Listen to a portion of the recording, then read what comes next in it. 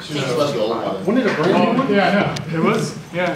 We replaced it like beginning of the semester, basically. After the first class, because during our first class it was blinking that warning. So I guess we have another 13 classes until it comes out. Just give me a minute here to get set up. Probably be like 5 minutes. I don't know. See you. Well, Joe's nice enough to switch because Why, Joe? Why? Sorry, I know. It's bad for you. I gotta send that. I don't blame you, I would too. I'll be back. Sorry. I already had. Sorry I couldn't get her. No, that's good. That's even worse. That's when you really like that. Yeah, that's great.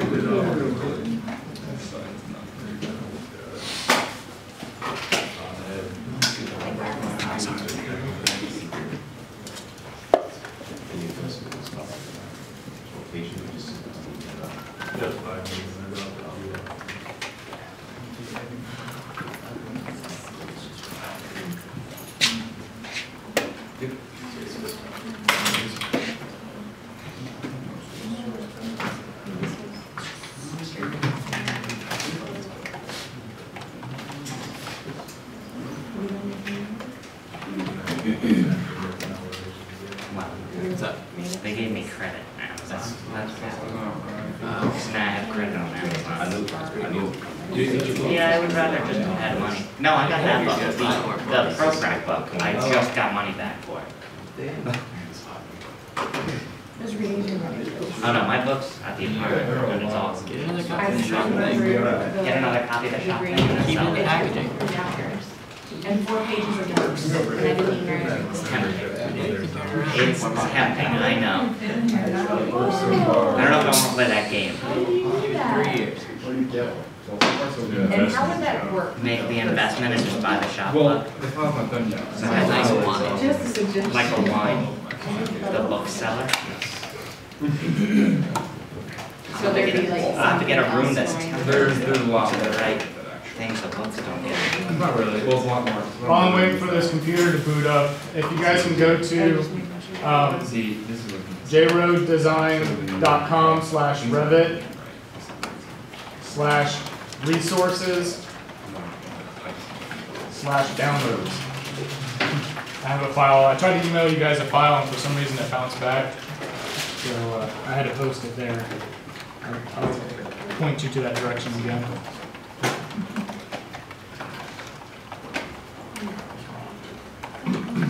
Where is it under the After resources in the address bar, do another slash and downloads. It should take you to hold on a second, I'll get a link up there.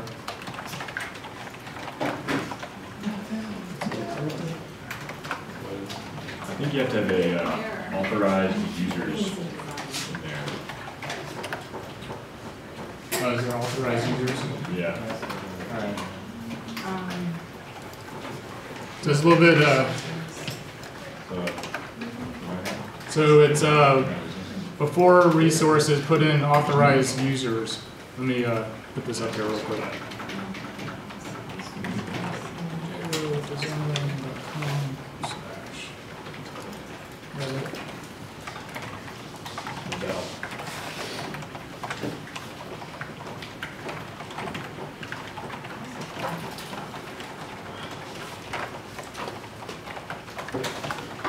I'm getting an error.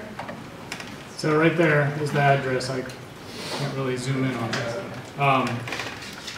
jroad.com/revit/authorized users, and there's an underscore in between authorized and users. Go ahead to zoom in. Just log in and then say /resources/downloads. Yeah, that'll work too. Sorry for the long, I was going to email that out to you guys, but bounced back. Anyway, you need the file that's called BridgePath RFA. So if you can download that, put it somewhere on your computer or USB stick.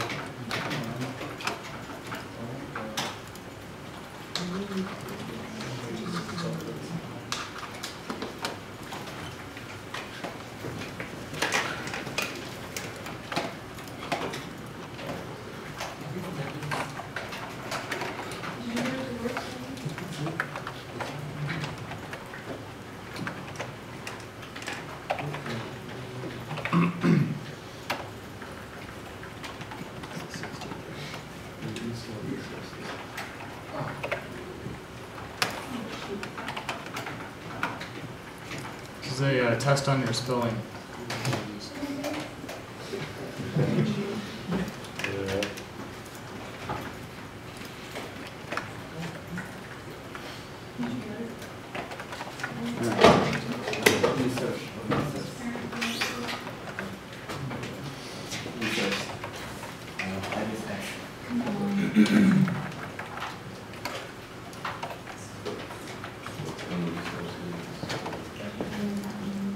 It's actually right there in big bold. It says Revit authorized users resources downloads. You guys get it? Need a S on download. Who doesn't have it?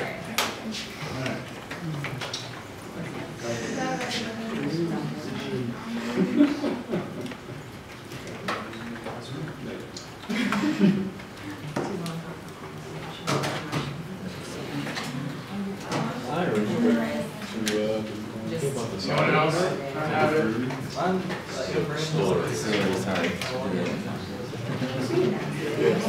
You get it, people in your pretty water. I just looked up there.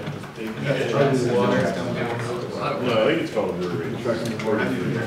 On the flood. Yeah, I don't have the download link there. Challenge myself is to have. Well, unorganized in the beginning here. Like a 200-year flood. All right.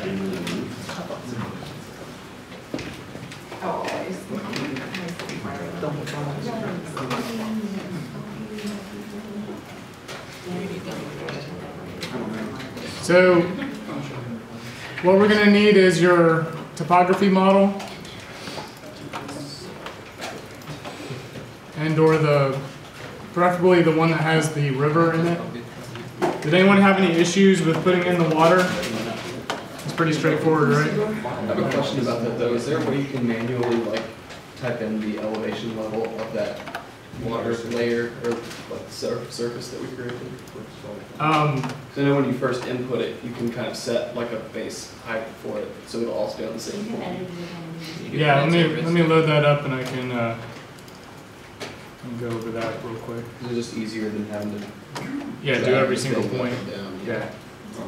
Well, you can also select all the points together and then type them in to like whatever dimension you need.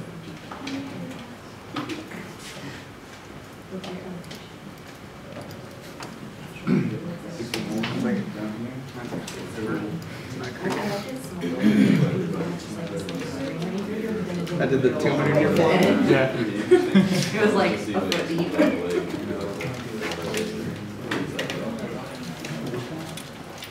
Like Mississippi or it's like Gulf of Mexico. It's pretty big. Where is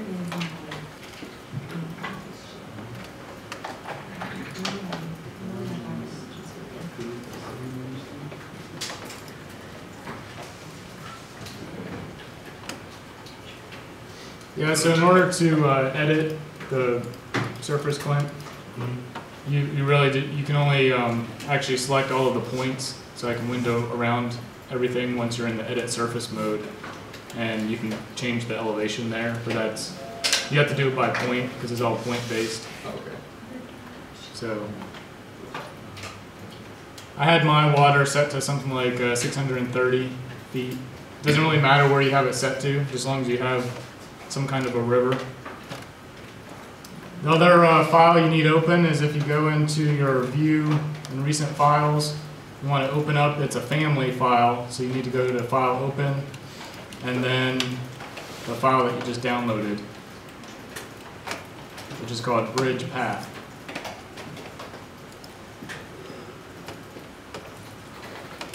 Now this is just a walking path that I created that's based off of my analog model.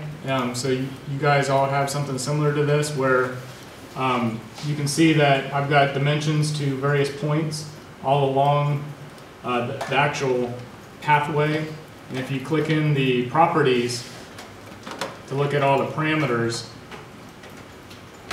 I've kind of explained how I have it all set up. You really don't have to worry about the parameters under dimensions.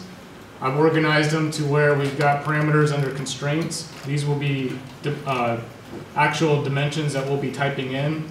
And then I've got some calculation, I put them under analysis results that actually, based on the information that you put into the constraints, all of this information will update under dimensions. Basically what I was doing is looking at this form has a set of basically 9 points, and each of the intermediate points are spaced equally between the beginning point and the end point. And so whatever the length of this dimension is in the y, when that changes, all of these points will update because they'll always remain equal. The next part is I also have another set of dimensions that have to deal with, if you're in an elevation view, maybe like an east, I've got a slight slope, basically a rise and a run. So at the start it's at 0, and then eventually the bridge or this pathway is sloping up. And so since those points are equally spaced all the way across here, I also have another formula in there that talks about creating each of these points along the path rising per the rise and run of the pathway. So this is where you get into some computational stuff, and instead of building this in the class, I just go ahead and give it to you for now. But this is something like an example that you might want to think about for your actual path, because if you look at how this might change, so if you can go into a 3D view, I'll just kind of give you a quick little example. Rotate this off to the side, and then within my properties bar, or my dialog box, if I change the length of the bridge, I could change it to something like 2,000 feet. When you hit enter, you should notice that all of these numbers that have this equation next to it should update. If you hit apply, you can see that the bridge, ends up stretching out, and then, I still have my constant slope. But I could also change I have a start point spot elevation and an end point spot elevation under constraints. I could change the end point to something like 700 feet.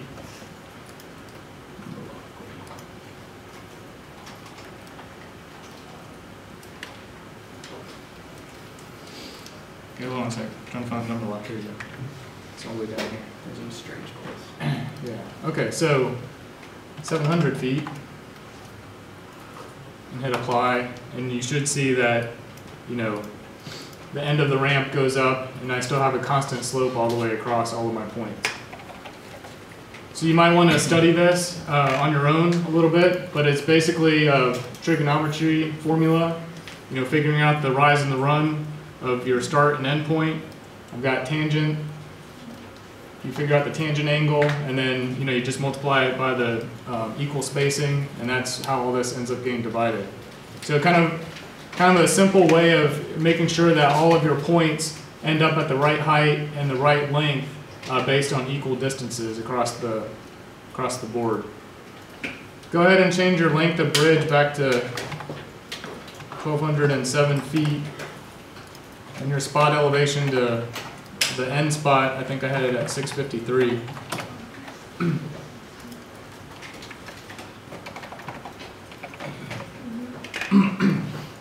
Alright, so flip back into your topography surface, and if you can, click on the site plan.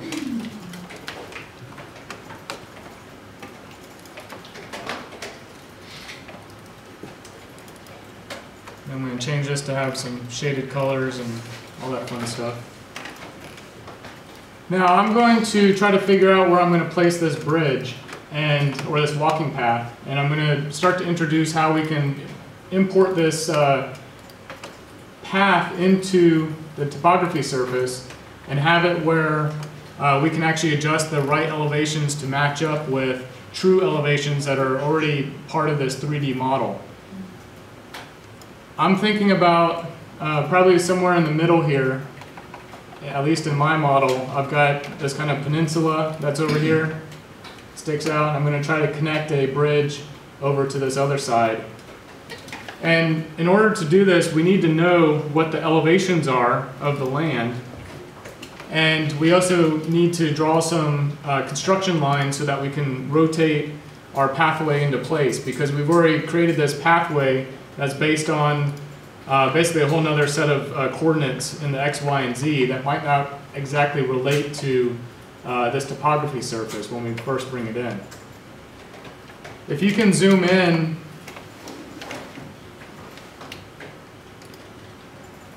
I think I zoomed into the right place. Somewhere around the middle, it's kind of hard to see the concept of white. And you need to be in a site plan view. So in your floor plans, click on site plan or site. And then under annotation or annotate, these are all the basically dimensional components and other drawing components or tools that are related to Revit, that when you use these tools for annotation, they get applied to this view and this view only. So these are kind of as if you were going to be drafting on top of this particular view. But a lot of this information has smart capabilities already embedded in it, such as, I don't really know what this elevation is of the land at this particular location. You know, maybe if I had drawn on here the actual text that has to do with the spot elevations, I would know what that is. But since we already have this in 3D, if we go to annotate and click on spot elevation, and wait for the wheel a little bit, you can see that when you start to hover over the land, you have this number here that is constantly changing because it's reporting back to you the actual spot elevation of the topography surface. Does everyone have a symbol that's changing with numbers? My number is too small, I don't know why. Huh? My number is too small. If I Change your, down here at the bottom, change your scale. And again, all this scale does is it changes the annotation scale. So I have mine set to like 1 inch equals 50 feet. Basically that's going to make your annotations really big. So it should scale your text up. If you don't have that spot elevation, you need to make sure you click on annotate and then spot elevation. Then when you're hovering over the land, you should have a symbol. And right now I've got something at 647 feet. Okay? Mine only seems to appear when I go over the water. Going over the water? Or there's just not enough contrast for me to see it. Sorry. Okay, yeah, you might want to change your view also to maybe a hidden line view so it's all white. So anyway, what we're going to do is, since we're in the middle of this command, go ahead and left click somewhere where it says 647 feet. And then you're going to drag off to the right or the left and click again, and then drag one more time and then click. Essentially, you're making a annotation tag that's associated with this piece of land at 647 feet. I'm now going to zoom out, and we're going to go across the river. So just kind of pan over. And I'm going to zoom in somewhere around the middle. You don't have to be exact where I am, just kind of in a general location would help. And I'm going to place another spot elevation because I don't know what the end point of this bridge is going to be. So I place mine, it says is reading out at 653 feet, 5 and 5/16 inches. Don't really care what the value is there, but go ahead and make your tag again.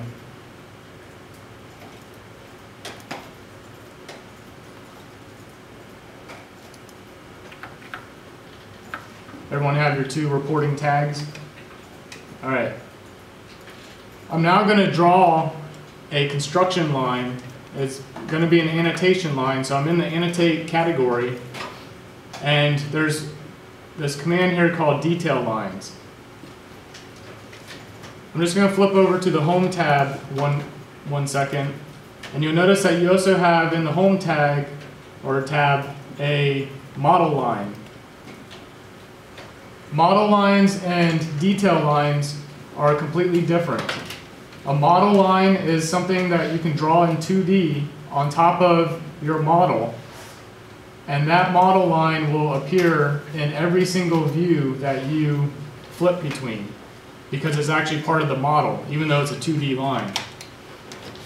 A detail line is something that will only be drawn in this one particular view. So if we draw this line in this view and we go into another floor plan view and we're looking at the same spot, we're not going to see that line.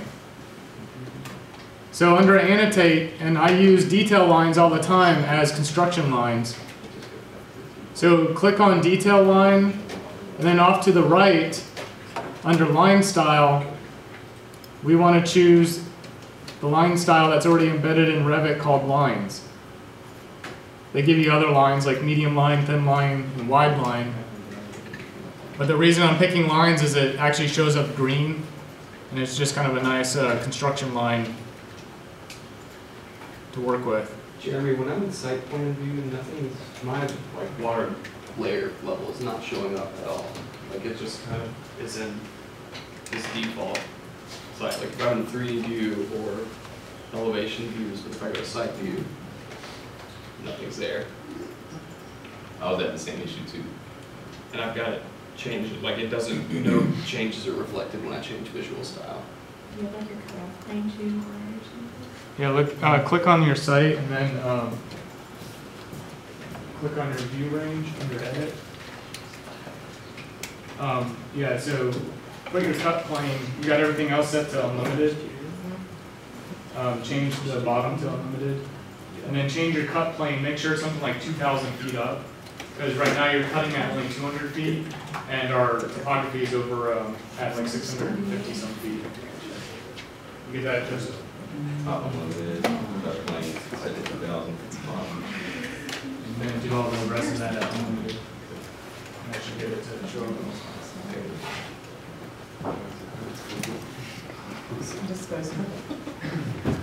Okay, so what I'm going to do is, does everyone have your annotate, your detail line selected, and then you also have your line style set to lines?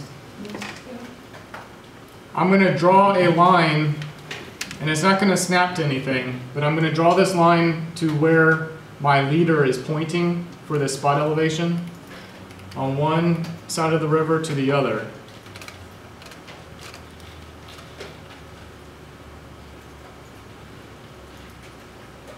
When you're done, just either hit escape or hit the modify button again. Now I'm going to use this line to give me two parts of information. One is if we click on it, you may have to hover over it and hit tab. But if I click on it, I actually get a dimensional readout of 1,224 feet from this length, the starting point to the end point. Your number will obviously be slightly different. I'm going to use that as the length of the bridge component that we're actually going to be bringing into the model. The other part of information I'm going to use this for is once we bring in the bridge, we'll be able to use this as a construction line to help rotate the bridge in place. So the next item is we need to click on switch our views at the very top and go into the bridge file that we have already open.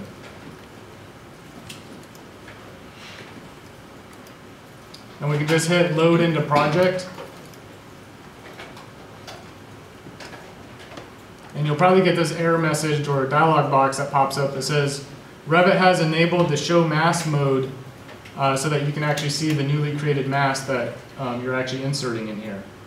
One thing to keep in mind is that since we've been working with Revit conceptual mask elements this whole entire time, when you're in the project environment, mass elements are elements that are always going to be pretty much used as a background element that we eventually apply a real Revit component to. So it's kind of like a mock-up model that you're then eventually placing a 3D component eventually to this. And by default in the project environment, Revit assumes you never want to see those mass elements because they're just kind of construction objects. So in all of your views, you have a visibility graphic set to have the mass turned off. So all this dialog box is really doing is telling you that it is turning on that visibility graphic. So if you happen to close out or save your project file and you open it back up and you don't see your bridge or you don't see any of your mass elements, it's because by default it'll always turn off your mass elements in the visibility graphics. So it doesn't mean your element went away. The next part is we're going to place this on a work plane. So click on place on work plane, and for right now we'll just set it to level 1 and then just left click somewhere on the screen. I don't really care where it ends up at the moment. And you'll get another warning down at the bottom, and this warning is going to tell you,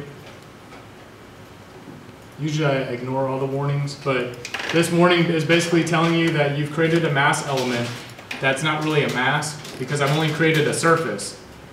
And in the project environment, we can use masses, if it's a true 3D mass, to actually cut what they call mass floors through the object. All that warning is telling you is that you obviously can't use that command because we don't have a 3D component. So I'm not going to care about it. So I can just exit. All right, so if you go into a 3D view, and we're going to rotate around a little bit, you should notice that your mass is way down at the bottom because we placed it at level 1. That's because if we go into any of our elevation views, let's pick a south elevation. Somewhere on your view towards the bottom of the screen, you should have these level tags or datum lines. They might be off to the side, they could be somewhere in the middle. You just have to hunt and find them. They're probably directly in the middle. These are the datum lines that's associated with your level 1 and level 2 floor plans. It assumes by default that you're going to start a floor plan or a building at level 0, and then your next floor up is going to be 10 feet, which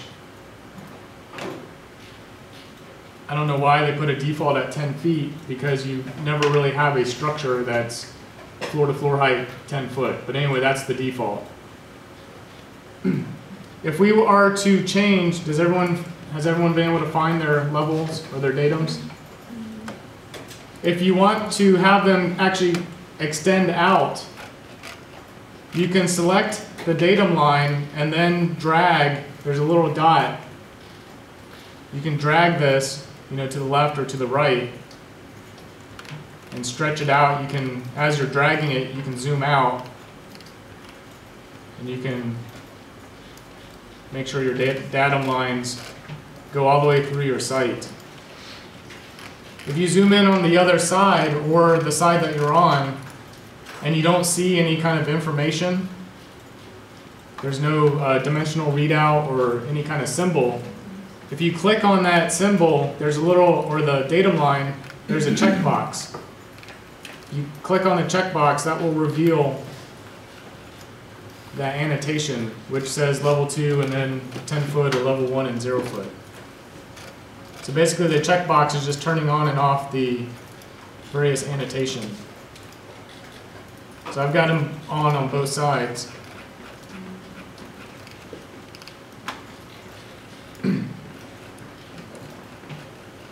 And what I'm going to do is use these as our datum lines to start to relate to the topography surface that we're working with. So if you remember our first side, the elevation was set to 647 feet. I'm going to change my level 1, and we can just double click on the text, the actual numbers. Actually just have to click on it once. And I'm going to type in 647 feet. And it will disappear off your screen because that datum line is actually going to move up to where 647 feet really occurs in the model. I'm having trouble moving mine. I am too. Yeah. What do you mean? Mine won't move. If I select them and drag them, they're not. It moves the this whole top surface with it. Just click on the datum, the actual line, not the text or any of the other components. So click on that dashed line, and then when you zoom in, you see that little circle. So you got the big circle with the spot elevation crosshairs. There's a little circle right there at the end. Hold left mouse click on that, and you have to keep it held in. And then you can drag it to the left and right.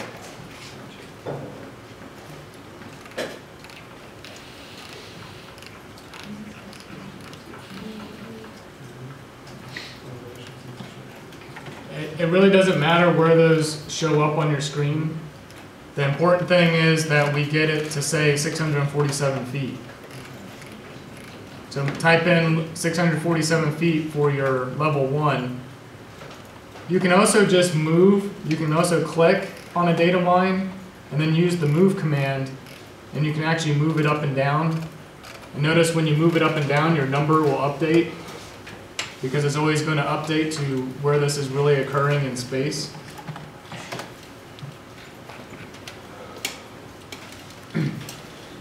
My level 2, I'm going to set to 653 feet, because that was my endpoint. If your endpoints are a little bit different, you know, you don't have to do the exact number.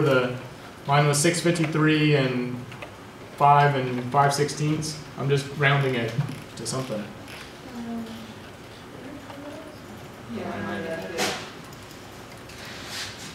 Yes, and your CAD spot elevations are going to move. Your CAD file. Select your CAD file and hit the delete button. You don't need it anymore.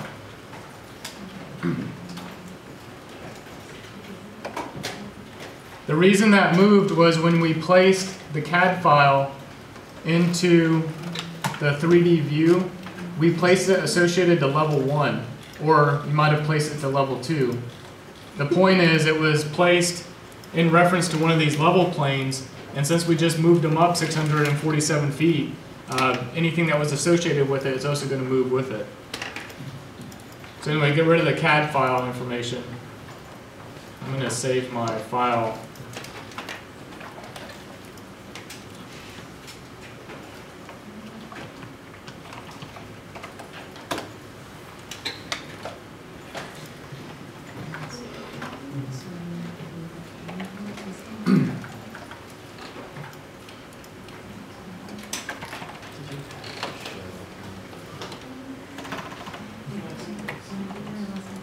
Okay. Yeah. That path doesn't show on this. Did you place it somewhere? It doesn't give me an option to place it. You loaded it into the project? Yeah.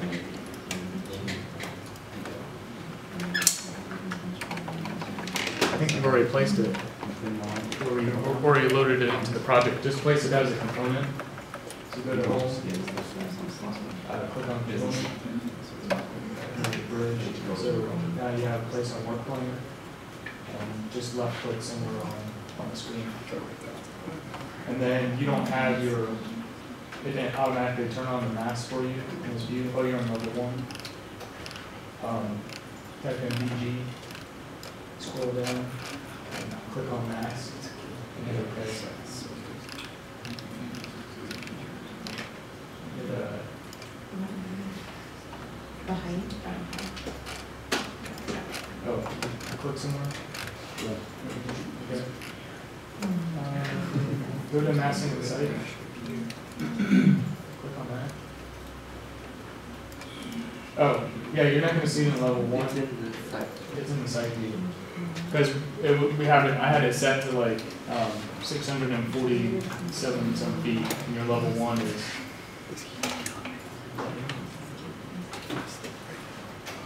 Well, let's do this next part and then come back. Just try to turn on your wireframe. There it is right there. Yeah. All right, so I'm going to go into the site plan view. This is the view where you've drawn that construction line. I'm also going to turn on my wireframe view so that I can see wherever this component is located. And your file is going to move kind of slow because of all that information on the topography surface. We don't really need it at this point because we're going to be using that construction line, and then we've already established some levels and some datums. So if you type in VG and turn off your topography, you'll notice all of a sudden you can move around and maneuver around real quick.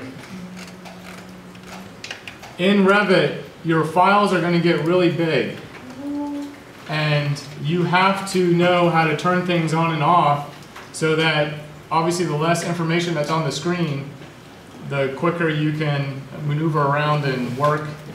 And so you're not sitting here waiting every 2 minutes to 3 minutes for your screen to regenerate half the time.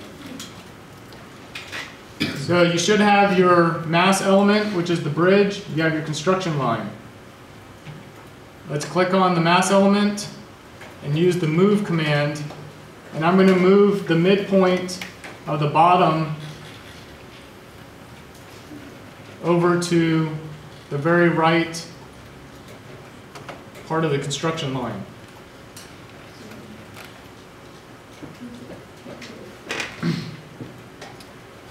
The next part is I'm going to use the rotate command, so you can keep it selected, and click on rotate. Now before you do anything, the rotate command is probably the most misunderstood command in Revit because of the way they set this up. It assumes that you always want to rotate something by the center point and not necessarily by an origin. So by default, when you hit rotate, you see how you have that point that's floating around the center somewhere? Before you start rotating anything, if you hover over that point and left mouse click and hold, you can drag it to where you would like it to rotate from. And so I'm going to go to that point that we just used there at the bottom. And then I'm going to select the midpoint of the other end of the bridge. And then I'm going to rotate it down and select the endpoint of my construction line.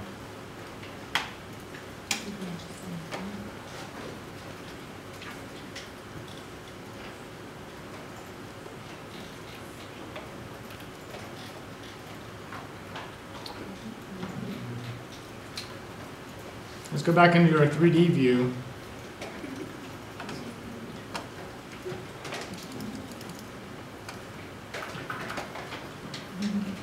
You should now be able to see your bridge going from one side to the other. And if you don't, you left click on the bridge and hit edit type. You will see all those parameters that were associated with that model from when it was a family. If your start spot elevation was not at 647 feet, or your endpoint spot elevation wasn't at 653, you need to change those numbers and hit OK to match up with whatever was on the topography surface. I'm having issues loading my bridge into the, like loading the component. If I go to the bridge and hit load, I'm not getting anything coming out. That's because you've already loaded it into the project. Your bridge file is a family, okay? So it's only. Did you get it to work out yet? I have a bridge. You have it? Yeah. Alright.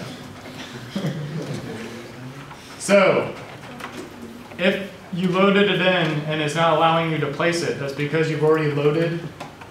It should show up under your families in the project browser. And it should show up under mass. You should have a bridge path. If you have it loaded, click on home. And because it's a family, it is a component. All families in Revit are components. And so you can just hit the component button under home and you should see your bridge path pop up and you should be able to place it somewhere on the work plane. And Clint, you'll need to hit place on work plane and then level 1. So that this was that one. And just place it, you can just place it off into space for now and then you Because can basically rotate bridge this bridge place. on level Who doesn't have a bridge yet? is 0. Level 1. So it's down here. Construction line. 0 is bad. And the, 3D or site plane? 600 and some other shit. Yeah, remember your construction line is only going to be in that site view. And don't get confused by, sometimes you have another set of plans here that are called ceiling plans. You want to make sure you're always clicking in the floor plan view.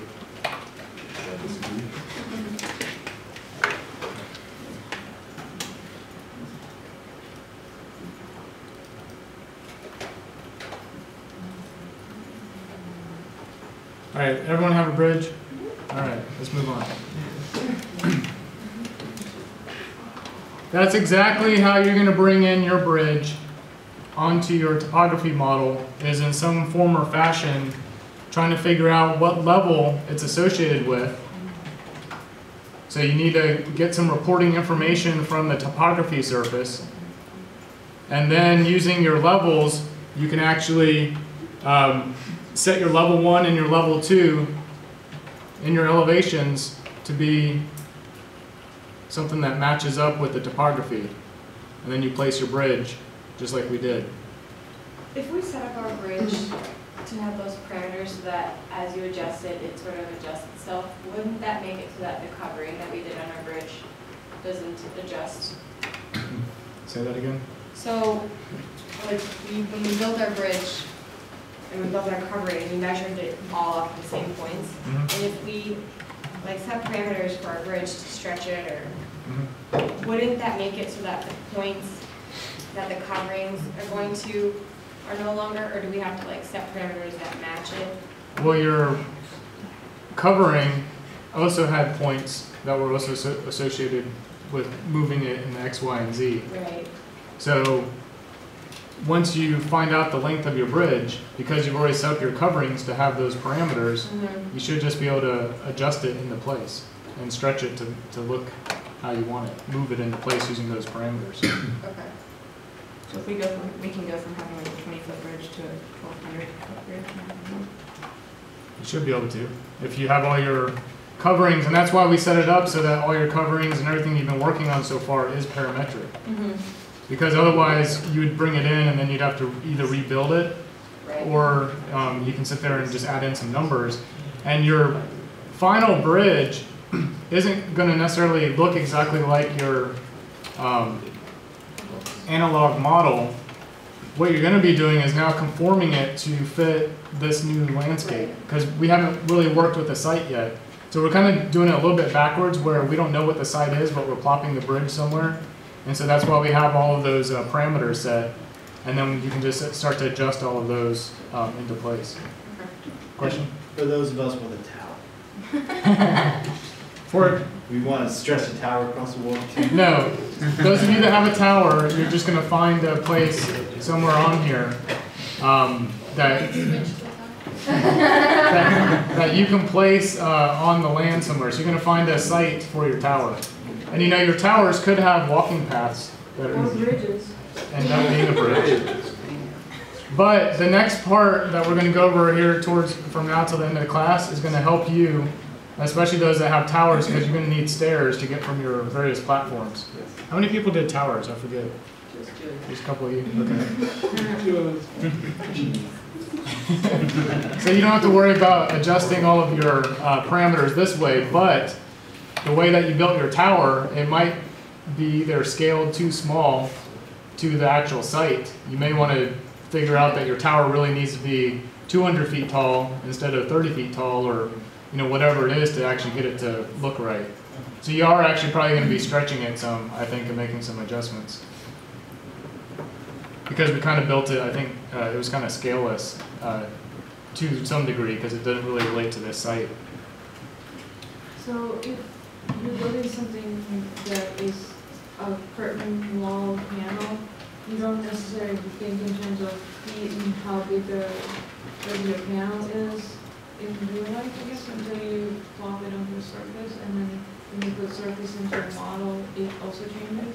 Right, so you know how we've been working with the curtain panels? Mm-hmm. And even though we've been working on it with like a 10 foot by 10 foot grid, Yeah. or some, we have some relative scale. Whenever you place that curtain panel onto a surface, it is stretching and adapting to the way that you've divided up your surface. So really in the end, your curtain panel isn't going to be the 10 foot by 10 foot, it's going to be whatever your divided surface ends up being. So you should have noticed that when you actually apply it to your lofted surfaces that you've been working with now, whenever you click on it, remember we set up all those reporting parameters for the length or the width. Yeah. You should be getting different values that are greater than 10 foot or whatever. That's because we're working in the conceptual design environment.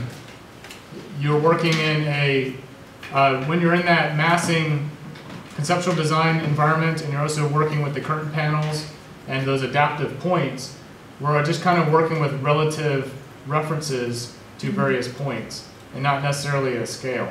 Because especially your adaptive components, that's always going to be changing as well. So that's why everything that we've done has some parameter associated with it, so that you can change the radius of a pipe, your pipe rail, or change how big your void is. Because once it gets placed on something that ends up being, let's say, 500 times or 20 times bigger than what you were originally, kind of working with, you can just change all your parameters to adjust.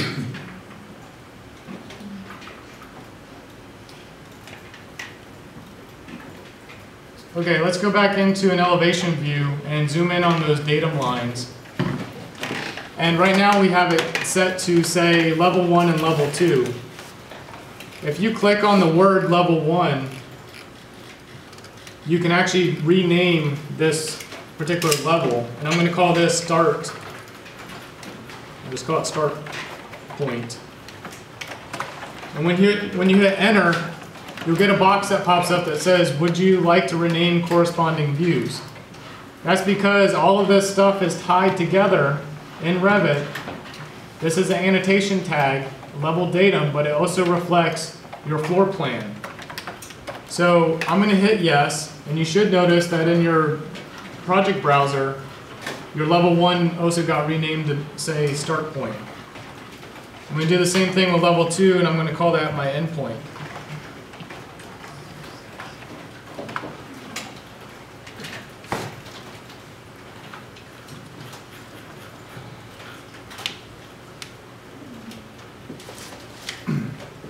I'm going to draw 2 more datum lines. So if you go under home, you have a datum section that has to do with grid lines and then also your levels. If you click on that, all it wants you to do is draw a line. So pick somewhere in between your start point and end point and draw a line.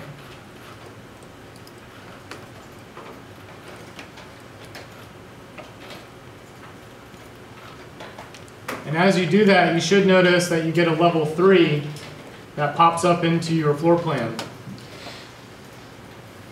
Basically, every time you make a new datum, you're actually making a new floor plan view. If you make a datum, you notice at the very top when you're in that command, it says make plan view. If that is not checked, it will not make a corresponding plan view over here. Sometimes you could have, let's say, top of steel or other random things like top of wall set as your datums, but you don't necessarily want a floor plan view for each one of those. That's when you would go ahead and do that. Where did you go to add that? That was pinwheeling on there. I'm in home and then datum level. You can also click on a datum line and hit copy. So I'm clicking on the endpoint datum line and I'm going to copy a line up. And it made another one called level 4, but notice it didn't make anything in the project browser. That's because when you copy datum lines, it doesn't automatically make a floor plan view for it.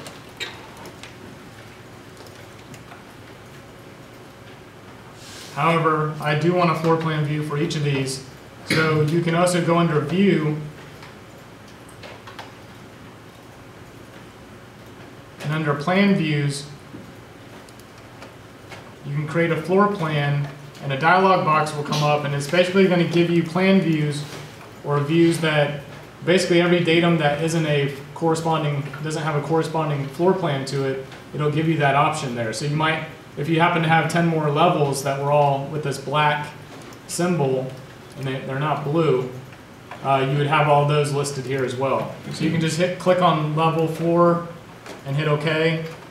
And then you should notice that your level 4 turns to, it'll flip into that view. Just close the window up in the top right corner. And you should see now that your level 4 has a blue tab to it. Remember, anything in blue means that it's linked to something in the project browser.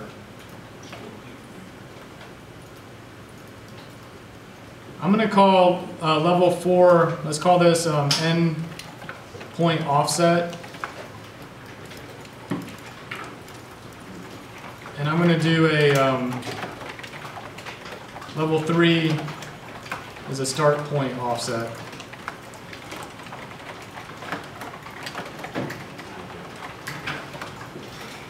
I don't think it was that long of a word. Okay, so under start point offset, I want to change this to be, let's go with 655.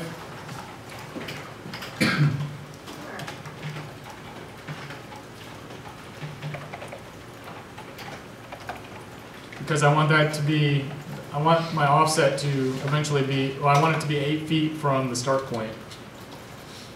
If I don't want to do the math in my head, I could also strike a dimension. So we'll do this on the next one. I can't really see, because of the scale I'm at, I can't see my endpoint because now it's been covered up by another datum line. If you click on the datum line, you should see these, it kind of looks like a lightning bolt. If you click on the lightning bolt, it automatically kinks the line at the end and makes it so you can actually read this information. It still keeps the datum line where it is, but it's the part that's annotating is actually just being changed a little bit. I'm going to do that also on this endpoint offset for now, just so I can see what I'm doing. You could also just change your scale, annotation scale. But if your drawing was actually going to be at 1/8 inch equals a foot, you probably would have to sit here and adjust all that so it prints out correctly and you can read it.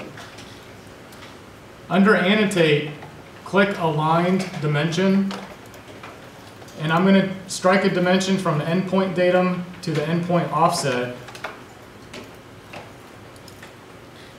And now when I click on endpoint offset, the actual datum line, this number in the dimension will actually change to blue. I can just click on that and then type in 8 feet. And it'll move your datum line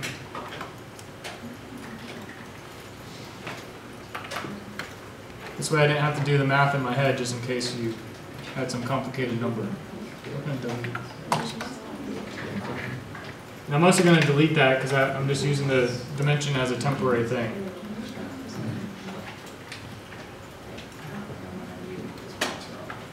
You guys got to select the datum line, not the dimension.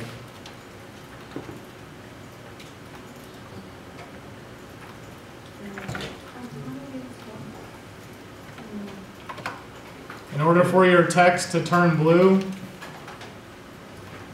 you have to select the datum line, not the dimension string.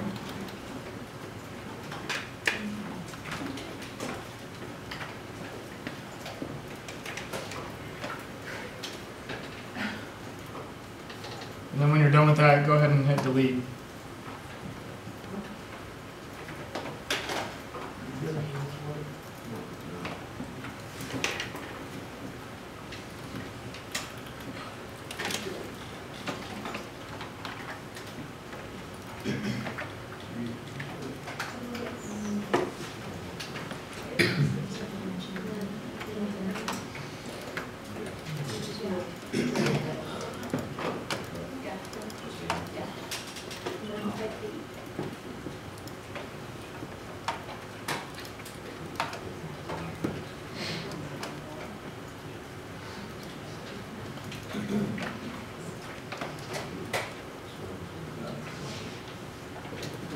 All right. In a 3D view, if you close out of, I'm going to close out of my family. I don't need that open anymore.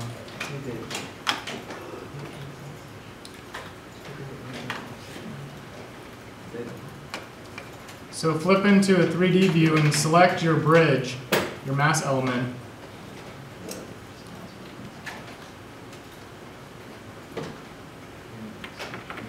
And I'm going to hit edit type.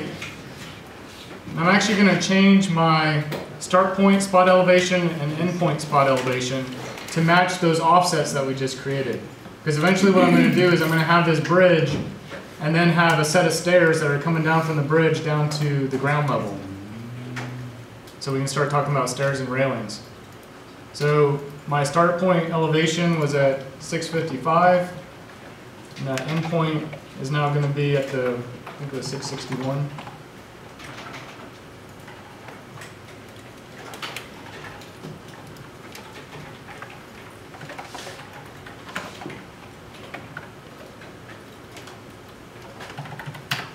And you'll notice that the bridge really didn't move. That's because we've associated it with if you hit edit work plane, it's associated with start point. We could just change it to the start point offset, and it should bump up a little bit. There we go.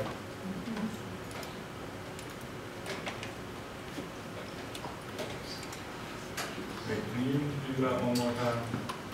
Yeah, just go through the last couple of steps, please. Which part? Where you started at 655. Okay, so what I did is under the edit type, once I selected the bridge, under edit type I did the start point spot elevation at 655, end point at 661. Once you hit OK, click on edit work plane,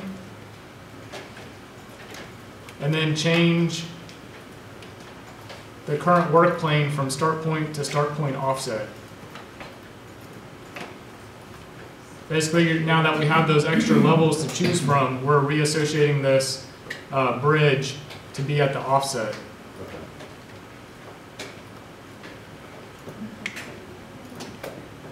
Okay, let's go to your floor plan called start point. I'm going to type in ZF. Nothing's there.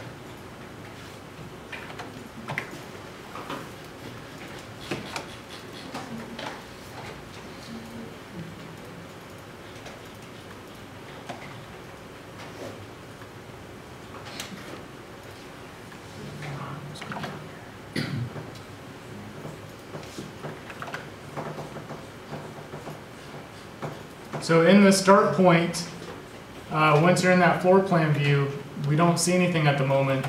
Go ahead and type in VG for visibility graphics, and we have to turn on the mass. And then, for some reason, topography is also off. We need to turn that on and apply. There we go. we turned the visibility graphics for the topography off on the site. Does that also turn it off for the rest of the plans? No, we. I turned mine back on. It shouldn't. I think by default topography and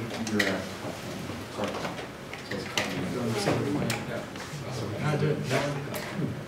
So yeah, apparently the site plan is a view that goes all the way through, and I turned on the visibility graphics of topography and mass just in the site plan because we had that turned off, and for some reason it turned everything else on. Never seen that happen before.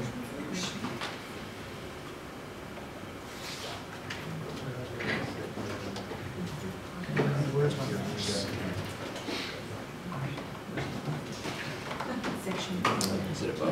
And then also the start point, we need to hit the view range, and our cut level is at 4 foot. And if you remember, we made our. Where's view range? You have to click on, and in Project Browser, click on the view for start point.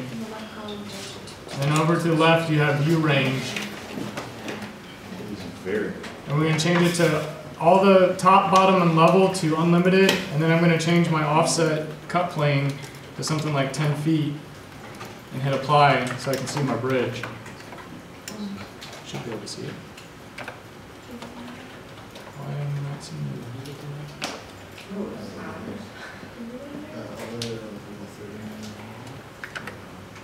I was saying view depth plane is set above the bottom depth. Make all your components unlimited. Yes. Oh, view depth. Alright, where'd it go? It's easy either.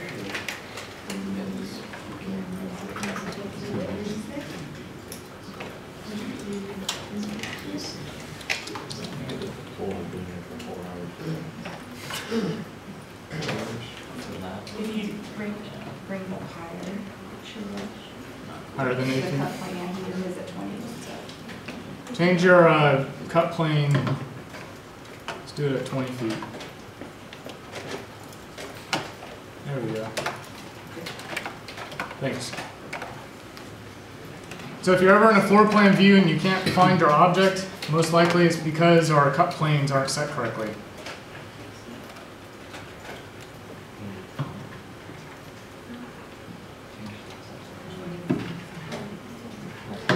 Yeah, it's way too high. All right. Last part, we're going to start to introduce how to draw stairs in Revit. I'm going to turn off the topography. I know we just went through and turned all that on just so we could see it. But I don't want to see all this stuff at the moment. But I do want to see the end of the bridge.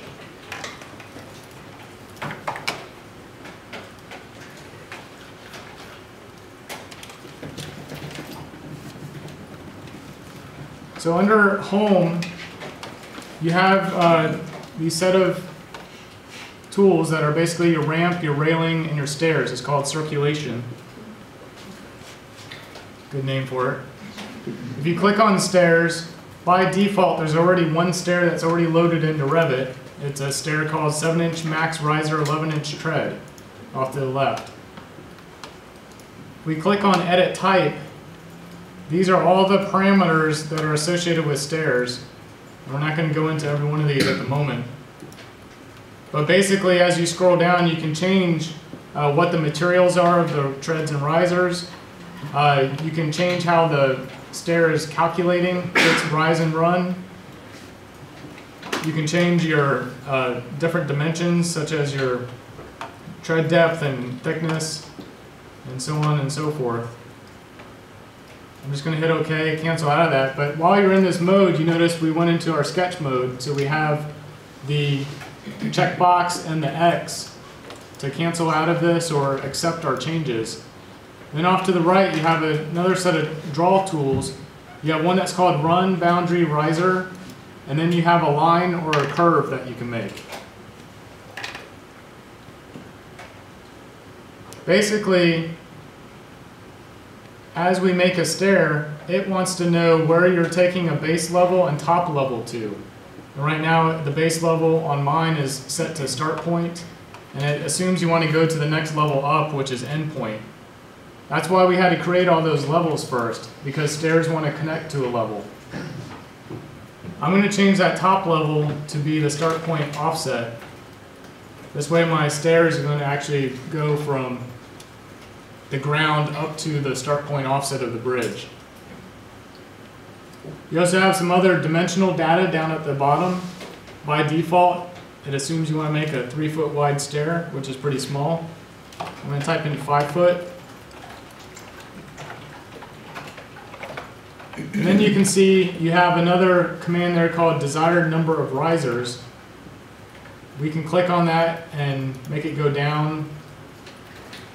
And if you go down, it will give you a warning that says your basically your riser height is greater than the maximum riser height allowed.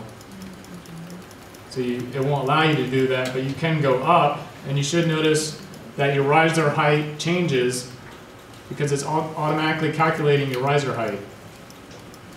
So I'm going to do 16 treads, and I'll get actual riser height of 6 inches. The reason it gave you that warning is because of the calculation rules, and then also in the edit type, we have a maximum riser height set to 7 inches.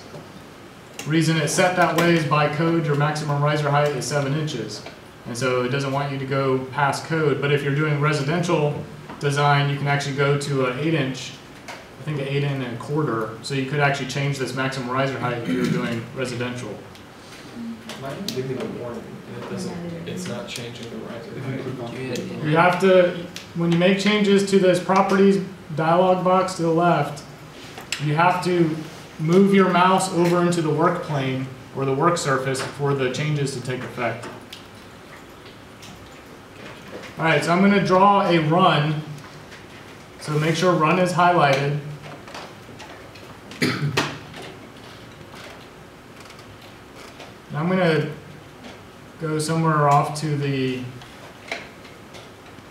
top here, just away from the end point here, because we're actually on the start point, which is the ground elevation. I'm going to left click. That's kind of small. Let me get closer.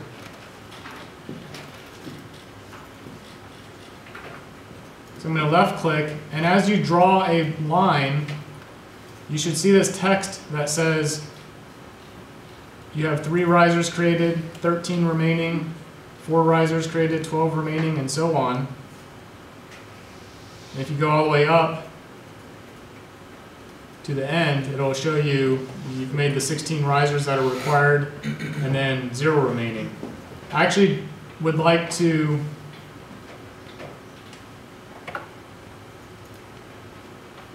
make a stair that starts this way.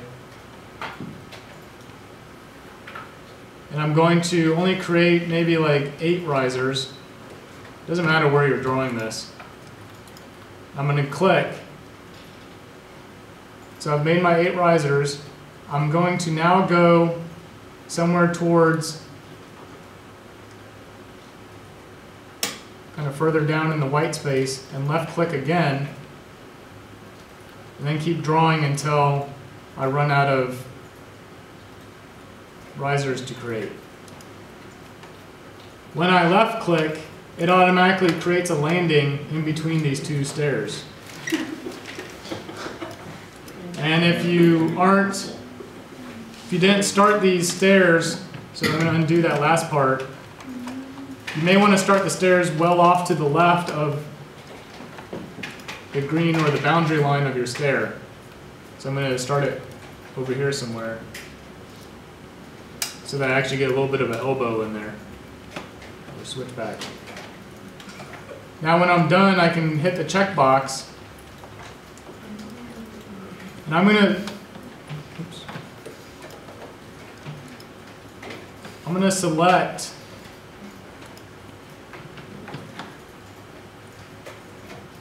I'm going to window around the stair, and then I'm just going to move it so that it butts up against my actual bridge.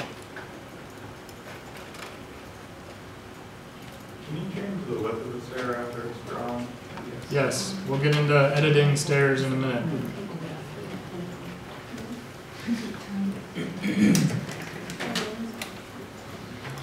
In my 3D view, I'm just turning off the topography again so we can rotate around and actually look at this.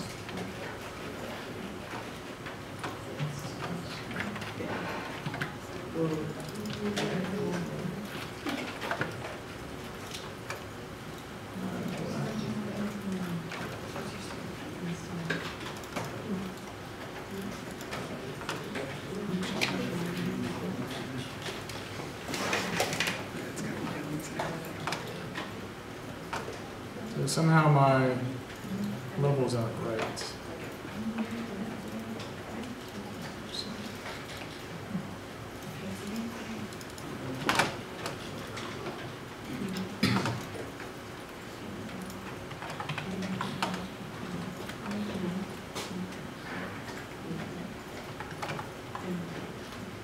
Slight regress.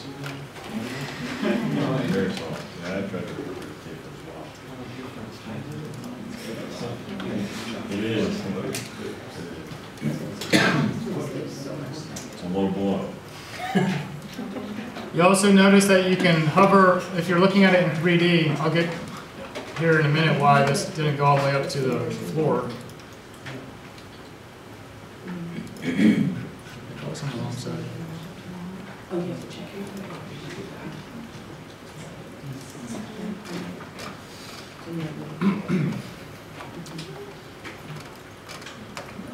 If you click on the rail, you should be able to also click on the far left under the pull-down menu, and you can change your railing to actually be a guardrail or guardrail pipe.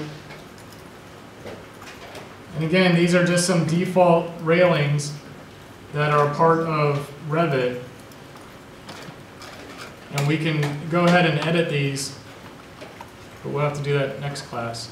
So what's going on here? Let's see.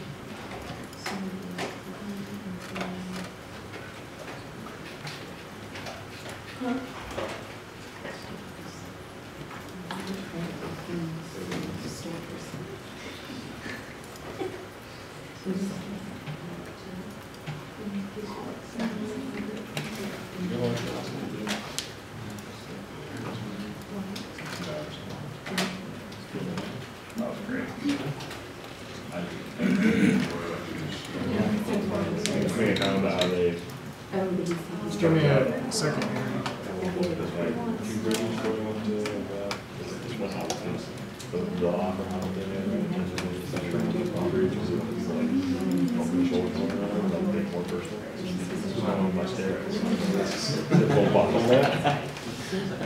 That is more about your personal. I know, I tried to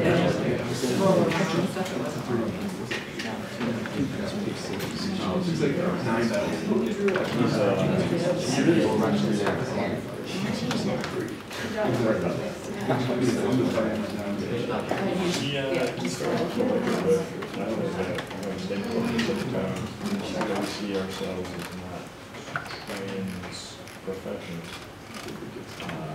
So we see ourselves as we have all kinds of impressive. We don't even know what parts we have. Or we really don't know what we are. We just don't have a plan to do it. We talked a long time about sort of compositioning of the office. And whether stuff. We don't really have to use that instrument all the time.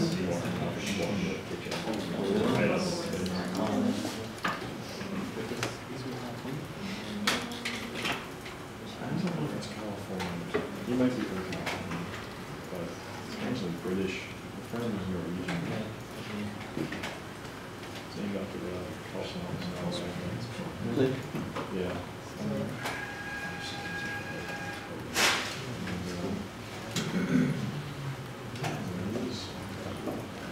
He spent a long time talking about the opera house.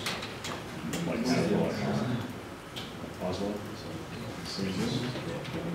Probably you've seen it. So if you select, if you're in an elevation view, like the south elevation, if you can look at where you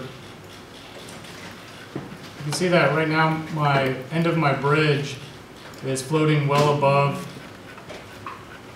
the datum line where the stair is supposed to be. And I'm just going to select it and hit move, and move this down to snap on the datum. And for some reason I've got a 4-foot discrepancy somewhere in my calculations that I didn't account for. I think you started on the wrong side, because. Did I start on the wrong side? It could be. So I'm just moving that down for now, and then at least getting my stair to align with this bridge.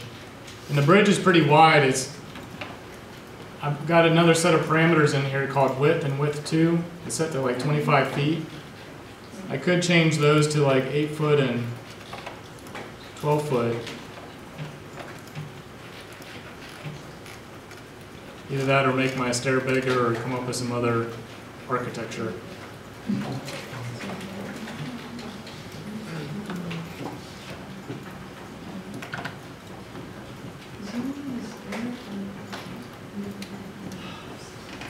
So that is kind of took a long time today, but what we're going to do on Tuesday is we're going to go over more about railings so that we can actually put a railing that goes all along this bridge component. And we're going to go into how we can actually edit the different railings so that you're not just using a custom Revit design, which if you've probably seen some of the custom Revit stuff, it's not necessarily the best looking designs.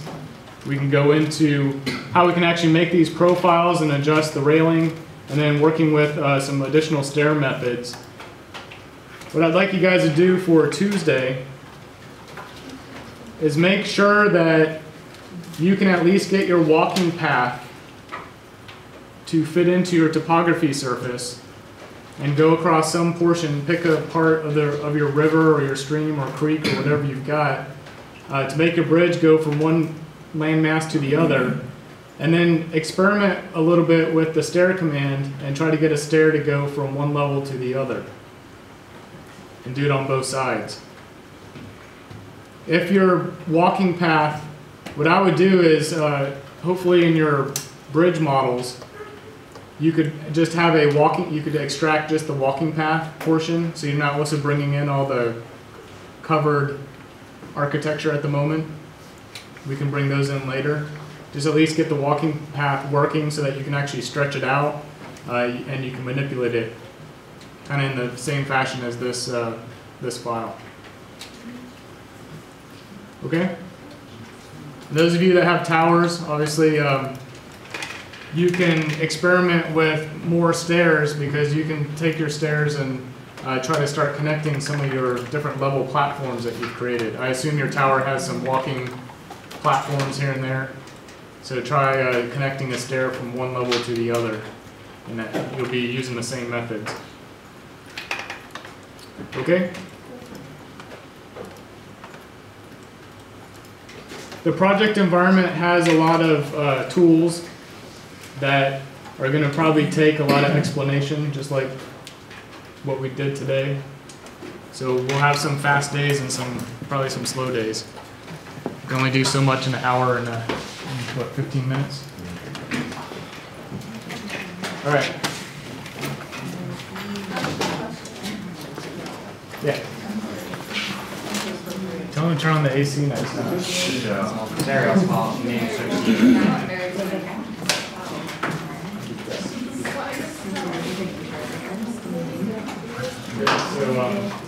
just click on that. And I snap to the endpoint. And then I just go straight down. Make sure you're straight down. And then I snap to the line. And our new tabs up. You have one of the dudes? So, That guy should somewhere. cancel Carson's. Wait, I need to zoom out. We're missing a little.